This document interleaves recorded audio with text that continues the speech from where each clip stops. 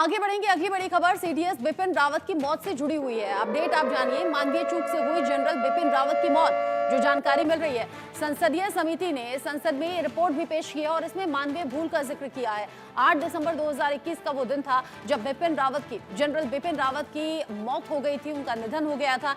MI-17 V5 helicopter था जिसमें वो बैठे हुए थे अपनी पत्नी के साथ में, और ये हेलीकॉप्टर अचानक से क्रैश हो गया था। देश के पहले सीडीएस थे जनरल बिपिन रावत, और बिपिन रावत के साथ में 13 और लोगों की मौत हो गई थी। यह हादसा बड़ा दुखद था, देश भर की आंखें नम हो गई थी इस घटना के बाद, इस हादसे के बाद। और अब संसद में जो रिपोर्ट पेश की गई है उसमें मानवीय भूल का जिक्र किया गया है। जनरल बिपिन रावत 8 दिसंबर 2021 जब उनका निधन हो गया था, MI-17 ये हेलीकॉप्टर था जिसमें कि जनरल बिपिन रावत सवार थे, और ऐसे में बिपिन रावत के साथ में 13 और लोगों की जान चली गई थी। और अब संसद में जो पेश की गई रिपोर्ट है वो ये बता रही है कि मानवीय चूक से जनरल बिपिन रावत की मौत हुई थी। संसदीय समिति ने संसद में ये पेश की है रिपोर्ट जिसमें 8 दिसंबर 2021 का जिक्र है।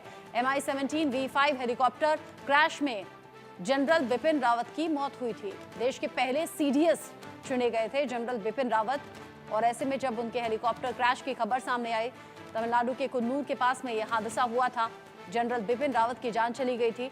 संसदीय समिति ने अब संसद में इसी को लेकर रिपोर्ट पेश की है जिसमें मानवीय भूल का जिक्र है।